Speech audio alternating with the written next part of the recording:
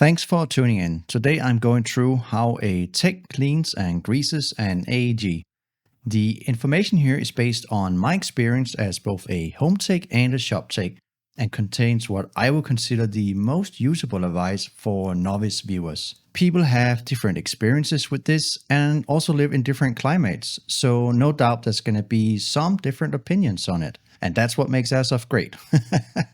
Countries have all sorts of different use cases for AEGs. Some are cold, some are warm, some are super humid, and others have sand everywhere that gets inside the pneumatic parts really easily. So this lubrication guide will work for 95% of people in my opinion, but if you are expecting to play Airsoft at sub-zero temperatures for a significant amount of time during a year, you should consider using lubricant that is thinner. Or you could have two AEGs, one for summer and one for winter, with the winter AEG having different O-rings and lubricants inside of it.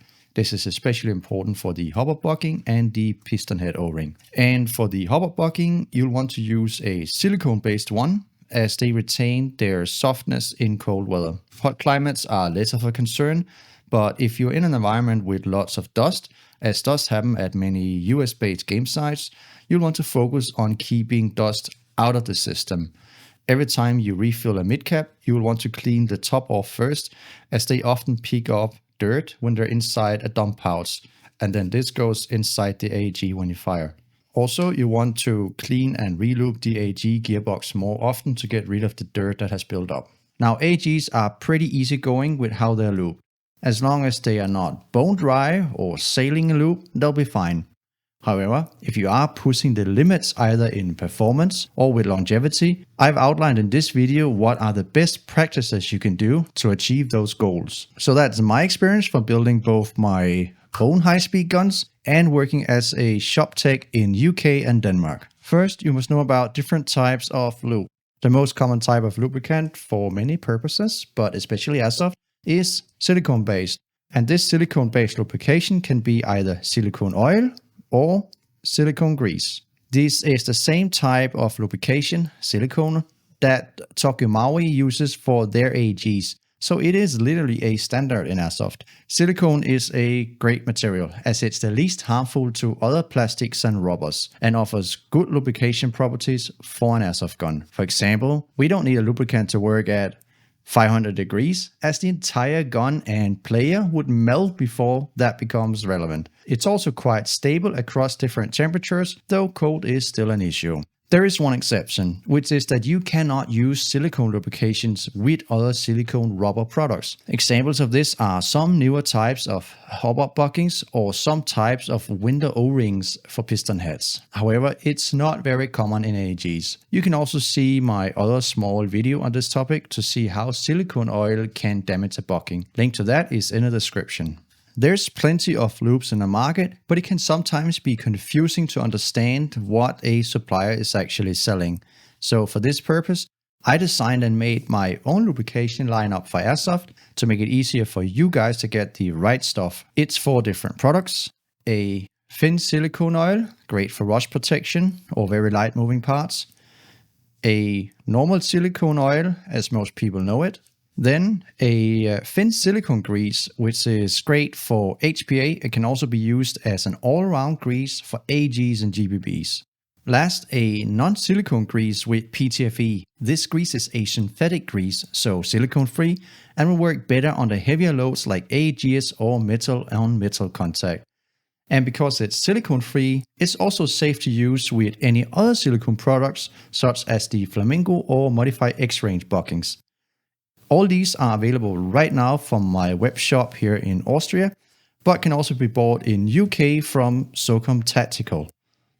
This guide will be for AEGs for now, but if you want me to cover other platforms, let me know in the comments. Also, you do need some experience in taking an AEG apart before you follow this guide I give you here. So if you've never taken apart an AEG before, I recommend looking up relevant guides online first. First, how often should you lube? Frankly, taking an AEG apart and re-greasing the internals too often is more likely to cause problems with disassembly wear rather than improving anything.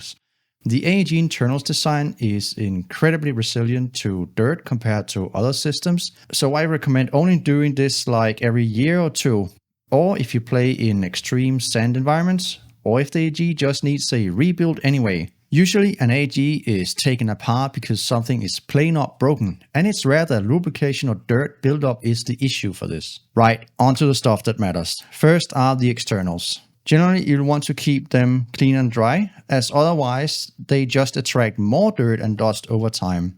For parts containing iron, aka parts that are rust prone, you can give them a light coating with the thin silicone oil and wipe them off.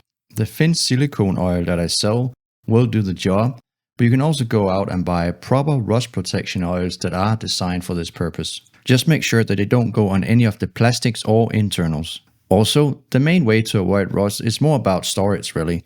When you get to your house after a trip, don't store the AEG in the transport case. Take it out, clean it, recoat the externals, then keep it inside in a dry and warm place. For the mag catch, you can use the silicone-free grease.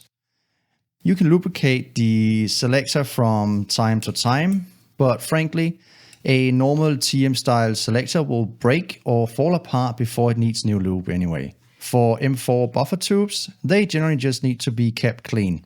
You can lube them to improve the sliding function, but it tends to just gather more dust and dirt rather than helping anything. Then we come to the Hopup unit. This one is more tricky. Unfortunately, the by far safer solution is to completely disassemble it. Otherwise, you can end up damaging the Hopup bucking during cleaning. How you disassemble and reassemble will depend on your individual AEG. For the most common M4 AEGs, this is how I do it. Remove the Hopup arm and knob.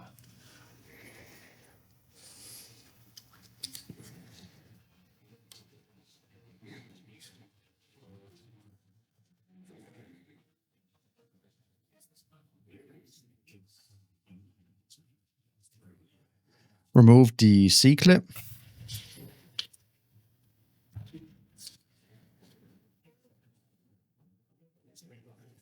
Carefully drag the bucking and barrel out.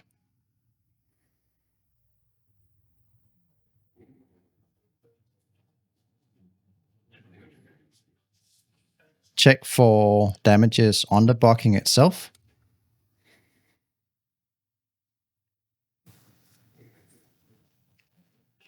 Then you clean the bucking.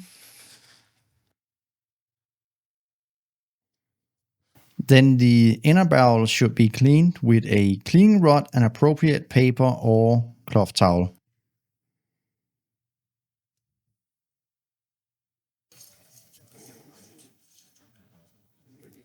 Do this until the paper comes out clean. A little rubbing alcohol can also be used to promote this cleaning process. But to be honest, this is quite generic advice. You've probably heard about this method before. The truth is that cleaning inner barrels can be massively complicated because BBs have a wax polish on them that they deposit over time onto the barrel surface. This can be very difficult to clean off, requiring specialist tools. If you feel that no matter what you do, you can't get your inner barrel clean, then sometimes it's easier to just buy a new inner barrel. A budget inner barrel doesn't cost the world these days. It's for sure a topic I would like to revisit in greater detail, but that's for another video in the future. So stay tuned and hit that subscribe button, maybe you'll see that video in the future. To put the chamber back together, you take the bucking and slide it onto the inner barrel again. Then you take the low friction grease or any other silicone based grease and you put just a tiny amount on the outside of the bucking here and squeeze it and move it around. The less the better. Make sure there's no excess lube at the front. The reason why we do this is, okay, it's an air sealing bucking, it needs to have lubricant on it, but actually it's to make it easier to slide it back into the Hopup unit. This is a sealing O-ring that has to seal against the chamber itself. Now, in order to do that, it needs to be sufficiently tight between the inner barrel and the chamber. And if it is as tight as it should be, it's also difficult to slide in. So that's why you do need the lubricant, because if you don't, and it's dry, you can end up stretching the bucking. Avoiding grease or lube inside the barrel itself is really important, as any contaminants in there can impact the accuracy. For most normal buckings, I recommend low friction grease. If you have the one rare silicone AEG bucking, I recommend the silicone-free grease instead. Then you just reassemble the Hopup unit the same way you took it apart.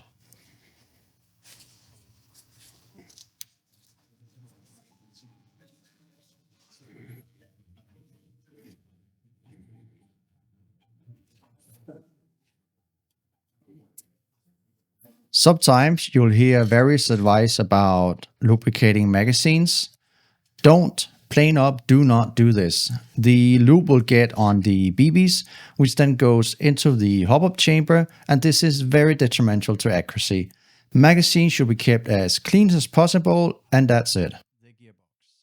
The gearbox, the main event, the piece de lubrication.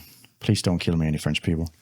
This is where most of the lubrication work is. Once you have your gearbox disassembled, it's important to clean it first. If dirt or metal particles get mixed into the new grease, it's pointless to relube it. You also generally don't want to mix greases in the rare case that they are not the same grease. You don't always need to clean and relube the whole gearbox. That's up to you to estimate what actually needs cleaning. Generally, the main culprit is the gear bushings and the nozzle and the cylinder itself. First, take off the cylinder set and nozzle. You clean the inside of the nozzle with some paper.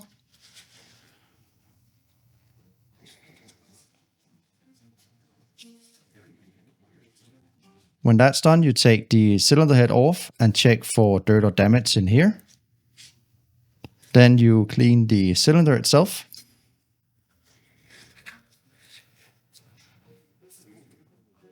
Once that's done, then you check the piston head and the piston O-ring.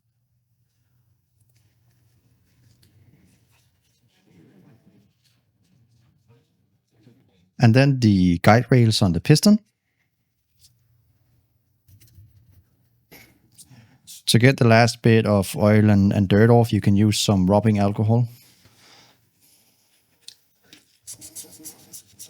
For the gears, you can use a toothpick or a fine screwdriver, and you can remove any dirt that might be stuck between the teeth.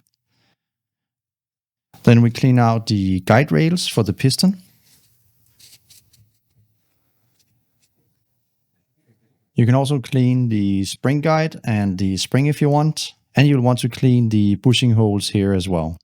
Also, if paper towel and rubbing alcohol is insufficient, you can also use a toothbrush.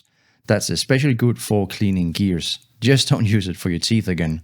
Now we come to greasing the parts. For the piston guide rails, I recommend a thin coating of the low friction grease. You can apply it with a thin brush or you can use your finger. Just make sure you don't leave big lumps of grease, as the piston is a high-speed part that needs only a thin layer.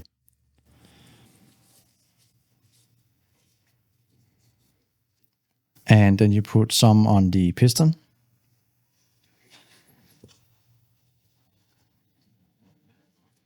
And run it a couple of times to distribute it. And then you wipe off any excess. So that'll do it. For most nozzles, I recommend the low friction grease again. If the nozzle is really tight on the cylinder head, you can also try with normal silicone oil instead. So you just put a tiny bit here on the cylinder head.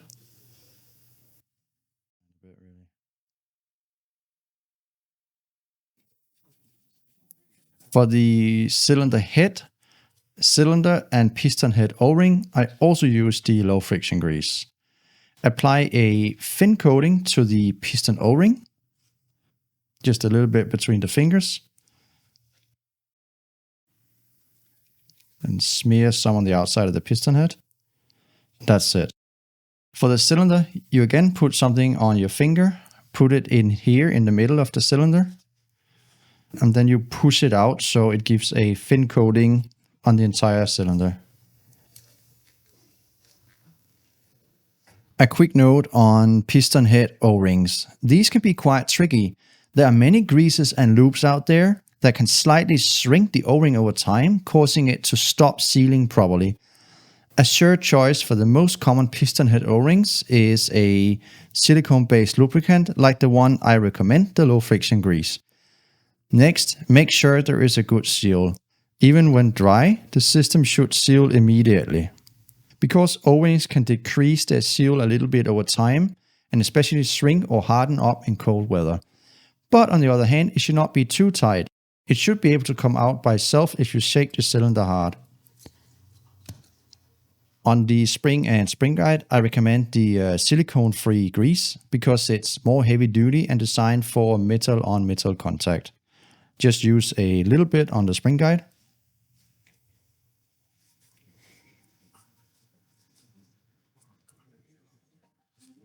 And a little bit on the spring itself on the outside.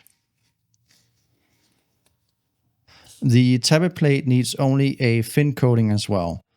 Either use the normal silicone oil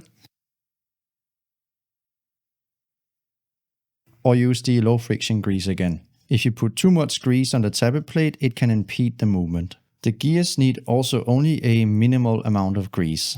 Apply the gear grease to every couple of teeth in small amounts on all the gears.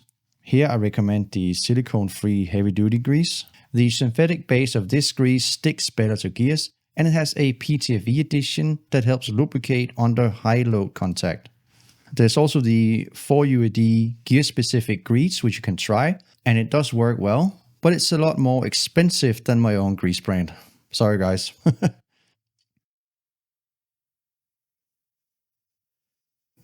Also apply a small amount to the flat surface of the spur gear. Then install the gears and spin them a couple of times to distribute the grease.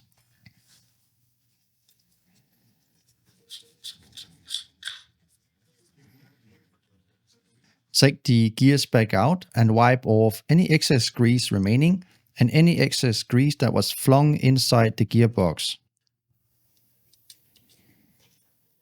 Avoiding over lubrication of the gears is especially important if you're using an ETU with optical sensors near the gears, as the excess grease flung off can cover the sensors and prevent them from functioning normally. Now with the gears greased, you look at the bushings. They also need a light coating with a heavy grease again. Now, bearings is a different story and much more complex, so I saved this for last. If your bearings have a plastic or rubber seal like this, you don't need to do anything. It is technically possible to clean these as well, but there's no need to, as they either break from usage or outlast the gun itself. For open bearings like this, you need to put the bearings into acetone, brake cleaner or similar and give them a good shake. However, this also requires removing and reinstalling the bearings, which in itself is a longer process requiring metal glue and the right tools. Now I do sell some of this metal glue in my shop from 4UAD, it's the red one, but it's not an easy process in my opinion. If you do have enough cleaning liquid to submerge an entire gearbox shell, that's one way to do it. Obviously, that means you need to clean the whole gearbox shell first. Alternatively, you can air blow the bearings and pour cleaner on them a couple of times, but it's not optimal. So, assuming you do have clean bearings, you then take grease and push it into the bearing. For this, I recommend the silicone-free grease. It has the right thickness for our type of bearings. Put a fair amount on your finger. Put it on top of the bearing. And just squeeze it through the bearing.